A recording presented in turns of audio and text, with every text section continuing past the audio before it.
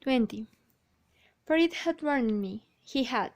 But as it turned out, he had wasted his breath. We were driving down the cratered road that winds from Jalalabad to Kabul.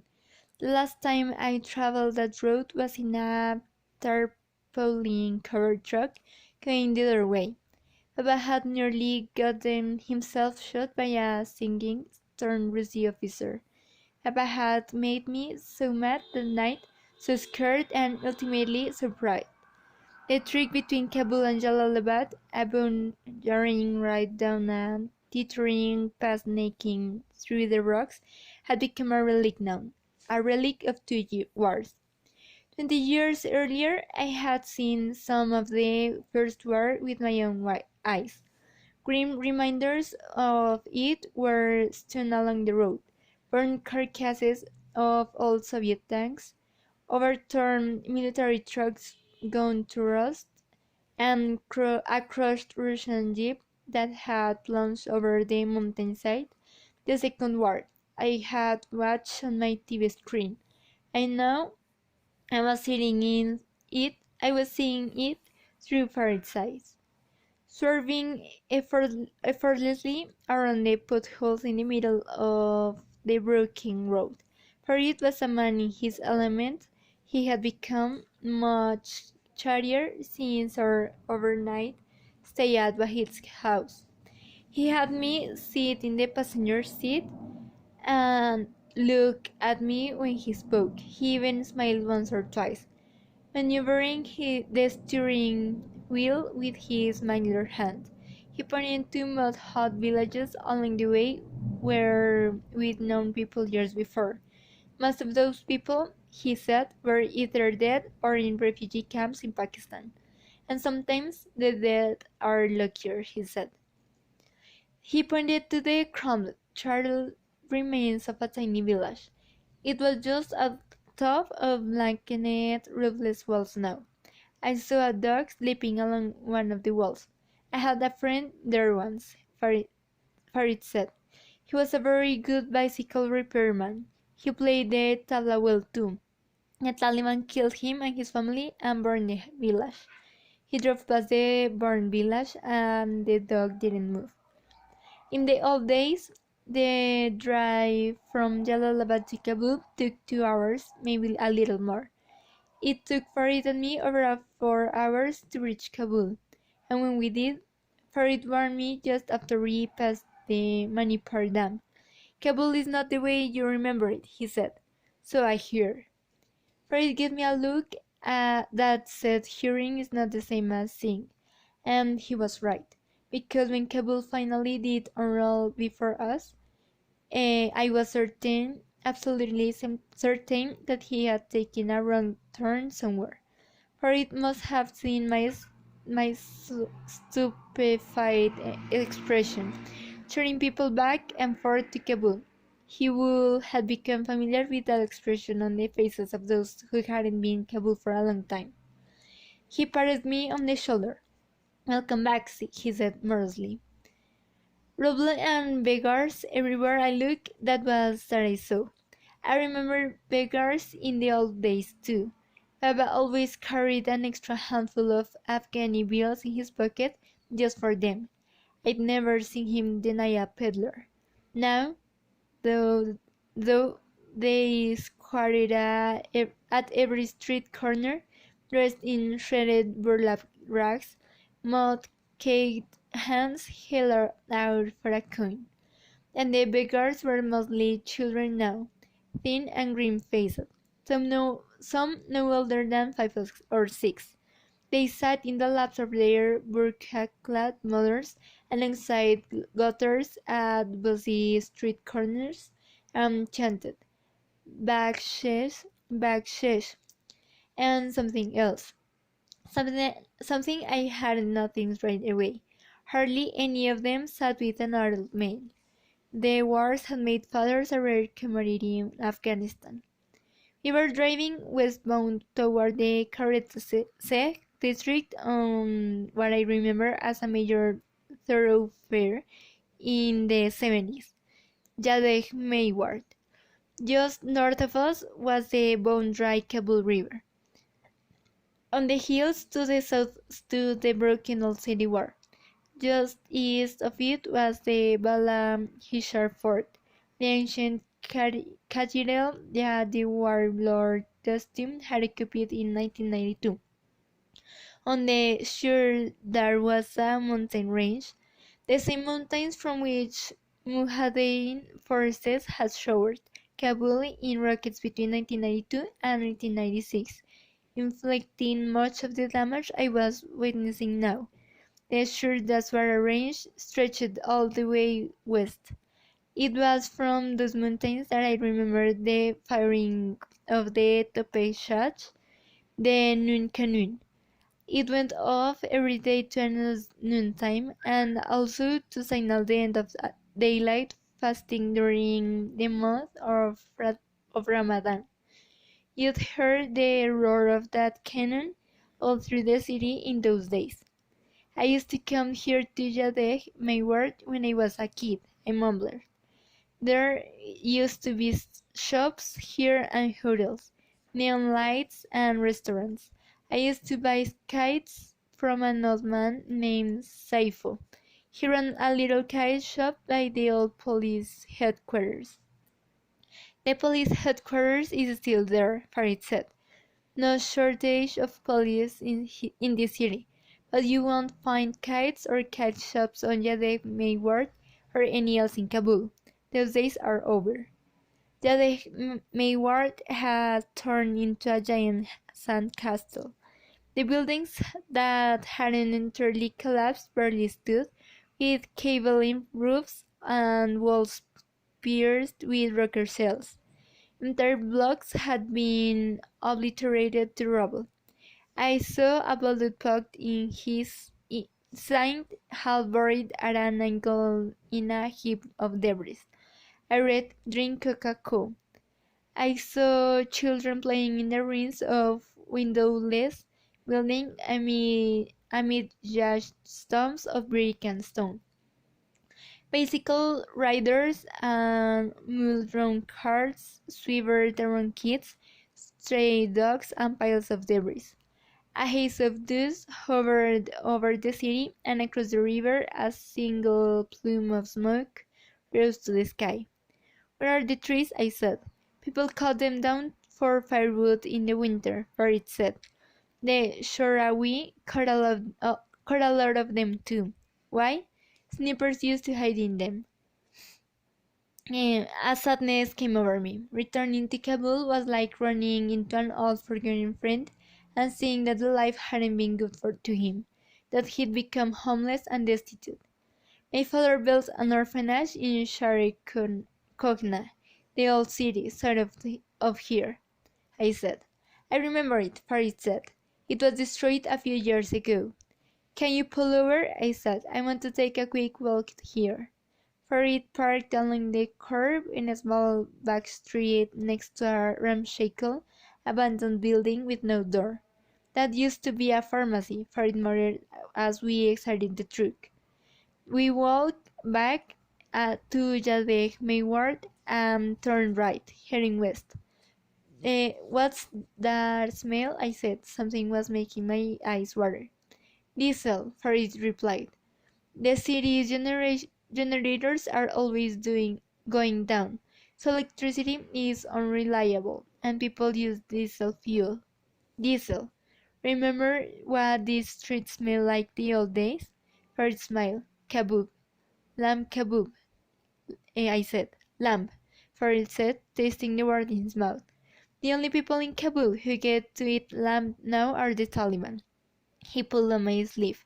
"Speaking of which—" A vehicle was approaching us. "Bird Patrol," Farid murmured. That was the first time I saw the Taliban. I'd seen them on TV, on the internet, on the cover magazines, and in newspapers. But there I was now, less than 50 feet from them, telling myself that the sudden taste in my mouth wasn't unadulterated naked fear. Telling myself my flesh hadn't suddenly shrunk against my bones and my heart wasn't battering. Here they came, in all their glory. The red Toyota pickup truck idled past us. A handful, a handful of stern-faced young men sat on their haunches in the cab, Kalashnikovs slung on their shoulders. They all wore beards and black turbans. One of them, a dark-skinned man in his early twenties with thick, keen eyebrows, twirled a whip in his hand and rhythmically swirled the side of the truck with it. His roaming eyes fell on me, held my gaze. I'd never felt so naked in my entire life. Then the talib spat tobacco-stained spittle and looked away. I found I could breathe again. The truck followed down Yadeh mainward, leaving in its trail a cloud of dust. "What is the matter with you?" Farid hissed. "What?" "Don't ever stare at them. You don't understand me?" "Never!" "I didn't mean to," I said. "Your friend is quite right, Aga. You might as well poke a rabid dog with a stick," someone said. His new voice belonging to an old beggar sitting barefoot on the steps of a balustrade building. He wore their bare chapan worn to frayed shreds and a dirt-crusted turban. His left eyelid dropped over an empty socket. With an three-legged hand, he pointed to the direction of the red truck had gone. They drive around looking and hoping that someone will provoke them.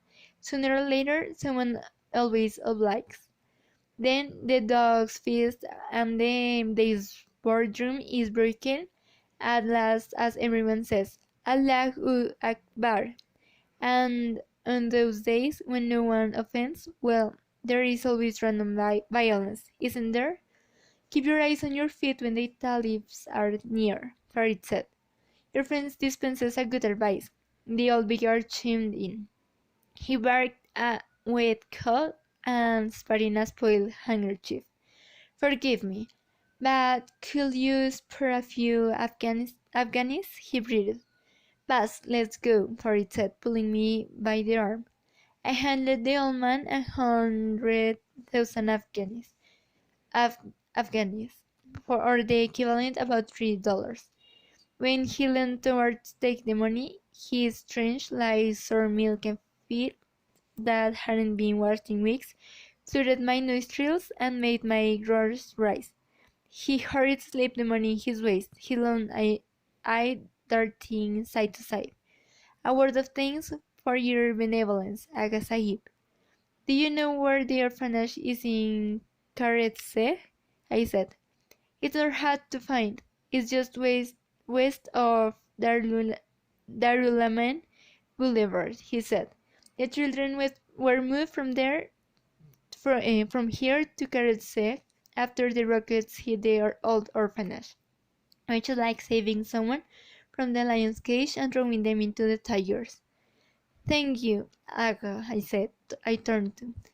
That was your first time name? I'm sorry? The first time you saw a talib." I said nothing. The old beggar nodded and smiled, revealed a handful of remaining teeth, all crooked and yellow. "I remember the first time I saw them rolling into Kabul.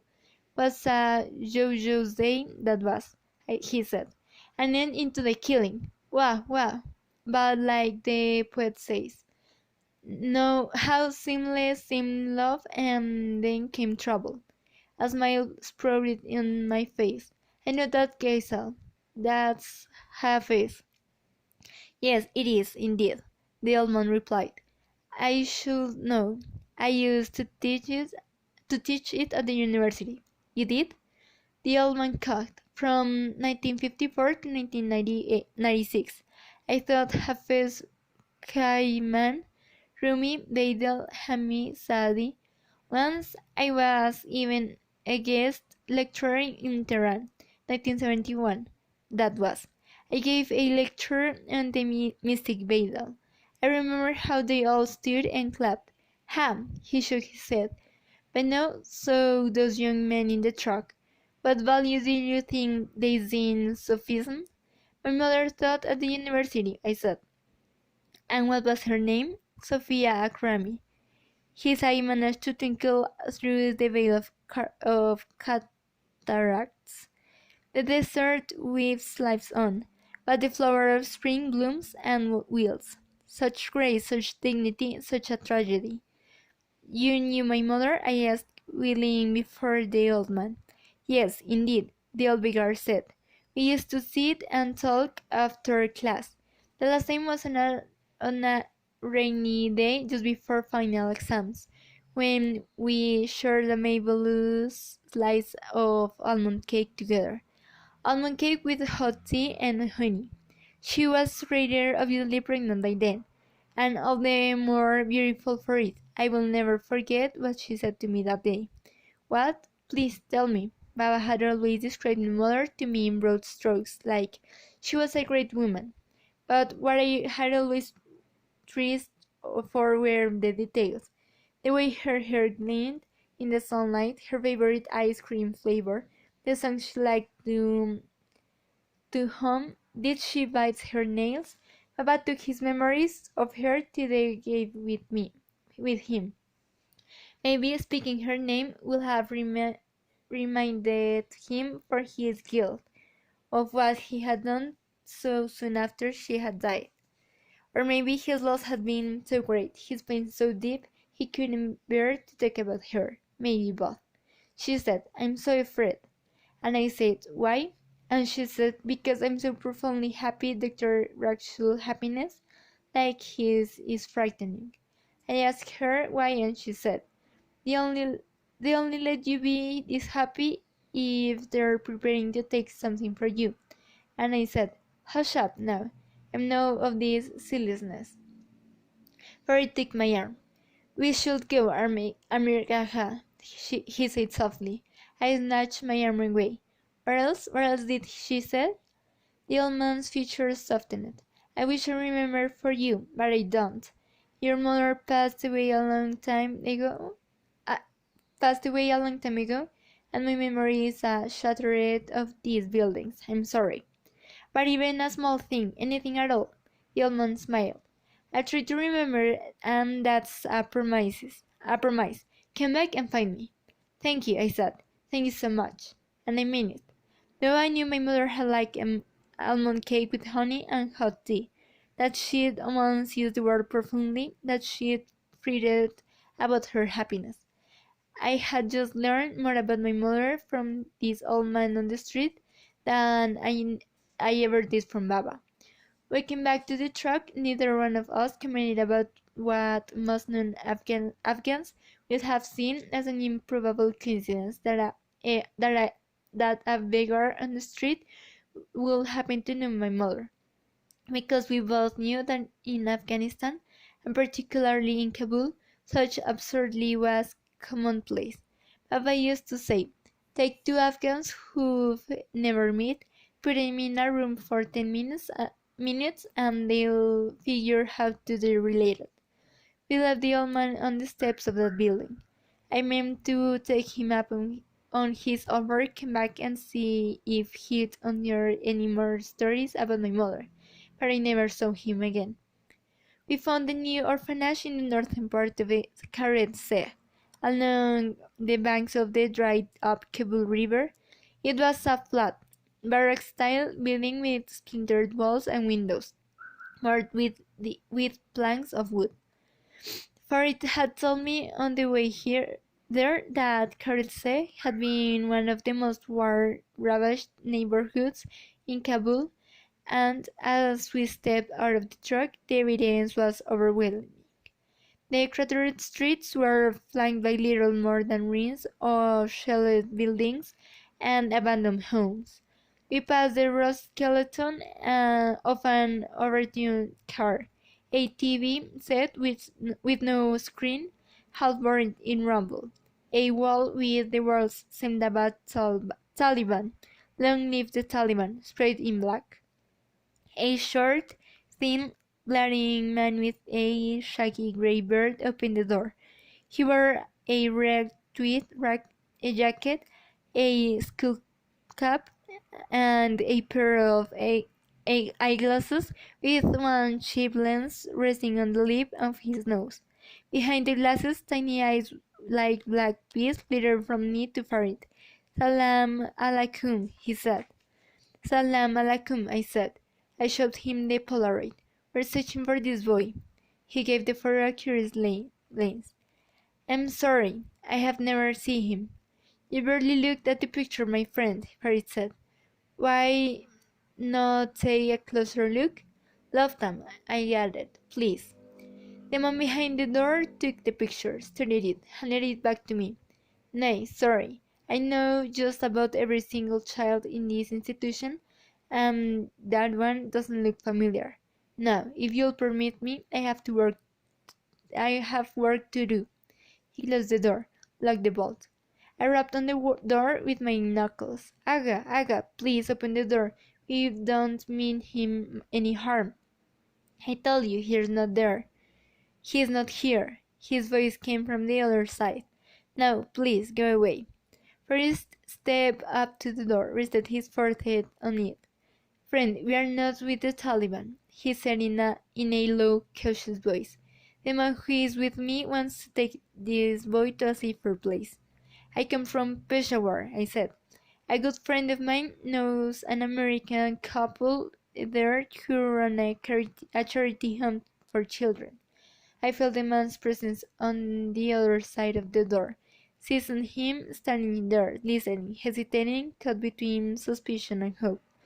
Look, I knew Sohrab's father, I said. His name was Hassan. His mother's name was Farzana. He called his grandmother Sasa.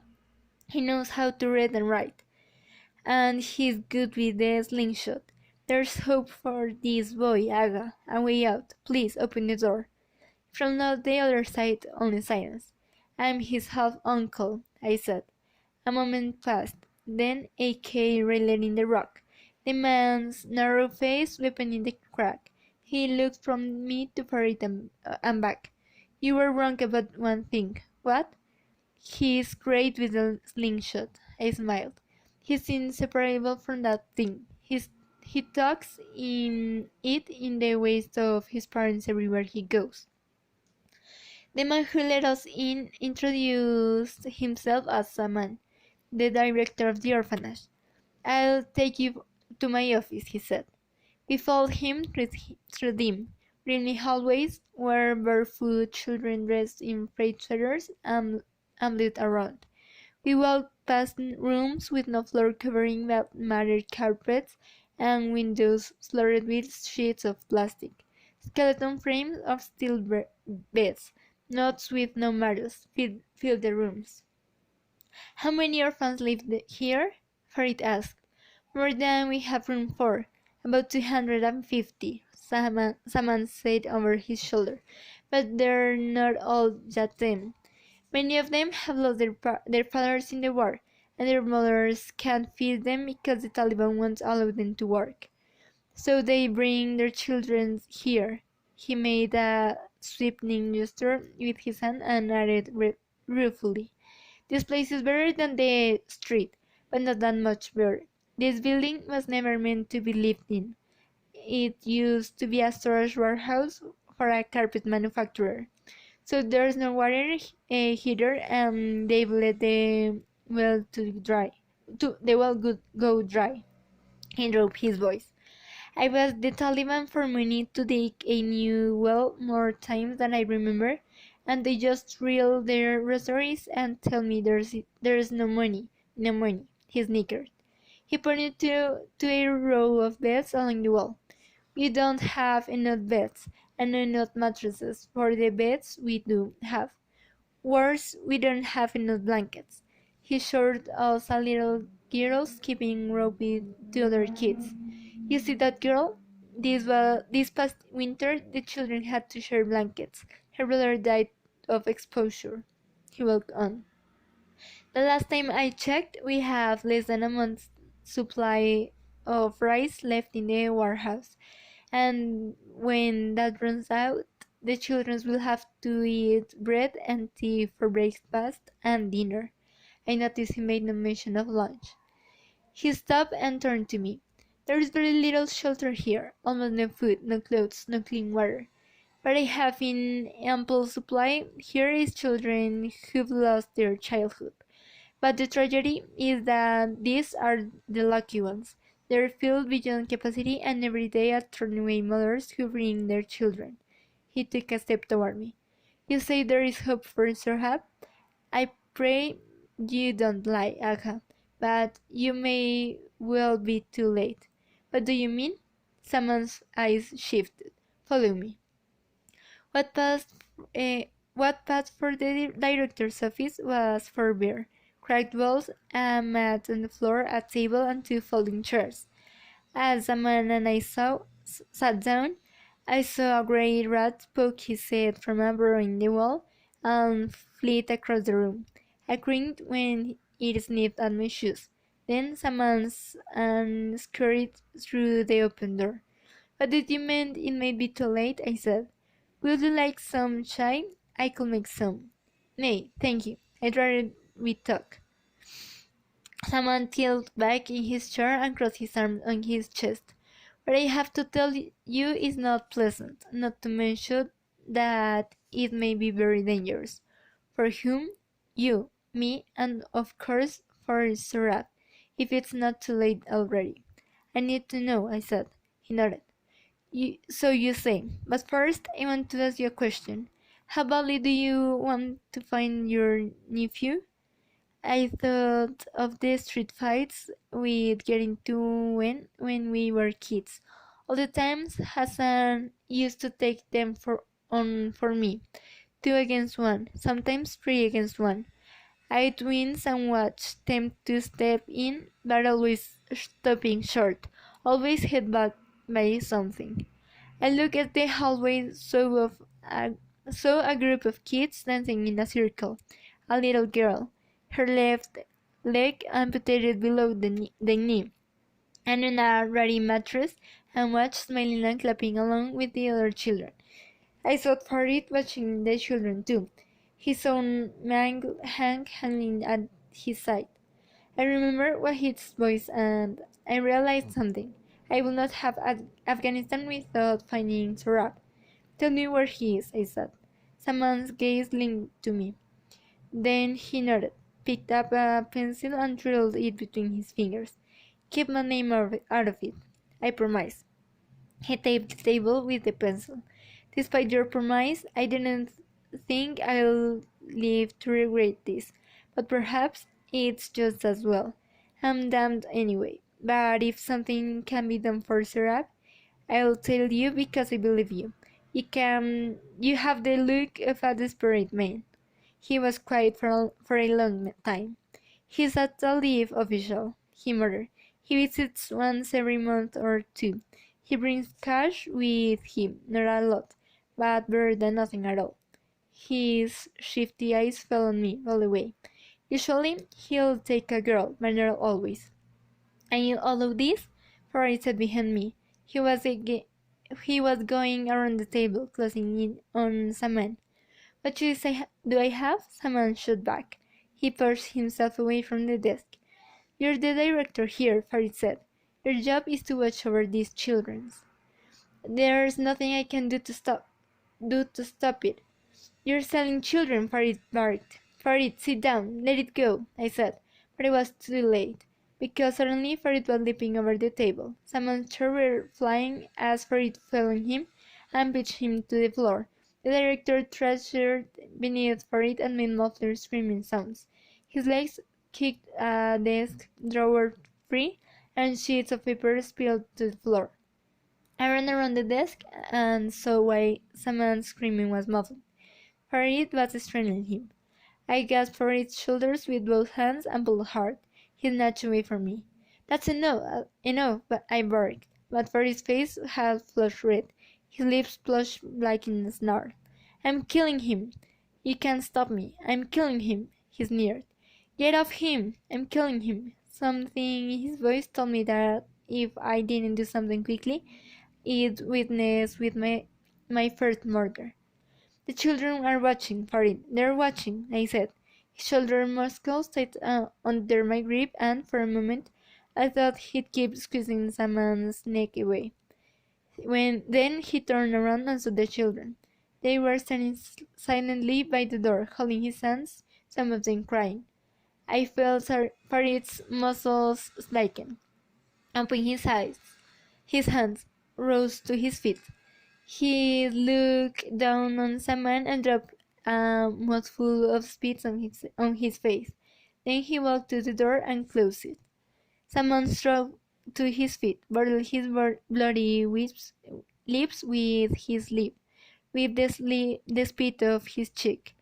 Coughing and wheezing, he put on his skull cap, his glasses, so both lenses and cracked, and took them off. He buried his face on his hands. None of us said anything for a long time. He took her up a month ago. Someone finally croaked, hands still shielding his face. You call yourself a director? Farid said. Someone dropped his hands. I haven't been paid in over 6 months. I'm broke because I've spent my life savings on this orphanage. Everything I ever owned or inherited I sold to run this godforsaken place.